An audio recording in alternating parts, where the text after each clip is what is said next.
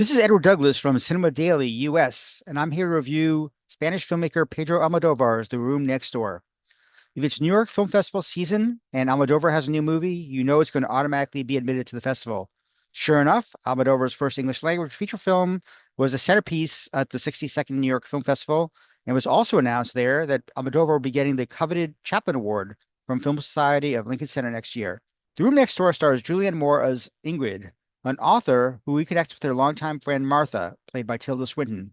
When Ingrid learns that Martha's been diagnosed with terminal cervical cancer, she's very worried, and the two women reconnect and discuss their past until Martha drops the bombshell that she plans on taking a euthanasia pill in order to end her suffering from cancer. She asks Ingrid to come with her to her house upstate to assist with that euthanasia. Like The Friend, another New York Film Festival movie I reviewed earlier, The Room Next Door is based on a novel by Sigrid Nunez. I personally don't know her, but honestly, I'm starting to worry about her when I realized that both of her stories involve suicide and grief.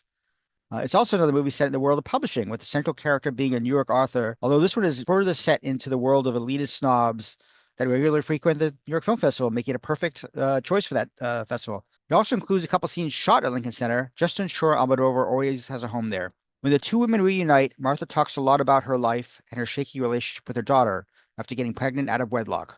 She also talks about her career as a war journalist in Afghanistan, although it's never quite clear why any of that information has much of an impact on the story that follows. Of course, Swinton is amazing in this role, really delivering a performance that covers a lot of ground in terms of emotions. I wish I liked Moore even nearly as much, but she was much better in last year's New York Film Festival opening night film, Todd Haynes' May December. John Turturro also shows up as Martha's ex-husband, Damien, who also had a fling with Ingrid and offers her help with this difficult situation she's found herself in. Turturro's character is also on a speaking tour for his presentation called How Bad Will It Get? That immediately had me chuckling since his statement could very well be used to The Room Next Door. Turturro has a scene with Moore later on where they're talking about global warming, which just brings the film's mood even further down from suicide, if you can believe that. This is another movie so obviously based on and beholden to a novel, to the point of having so much filler that detracts from the main story, as well as tonal issues that keep it from really connecting with the viewer. There are times when Almodóvar tries to make it funny, but it's also set in a world that's so grim that it's hard to really laugh for too long.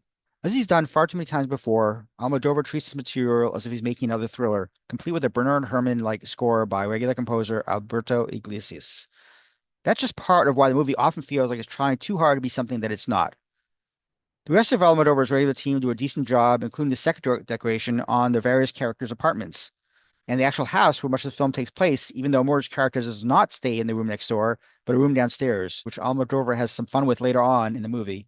There's a fun little surprise when we finally meet Martha's daughter in the last act, but I won't spoil it other than say that those who liked Swinton and the Eternal Daughter might appreciate that decision more than I did.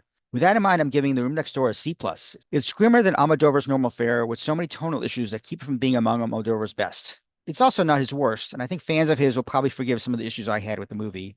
I won't go so far as to say that maybe he should stick with Spanish language movies. Maybe he needs to find stronger source material if he's going to continue working in English.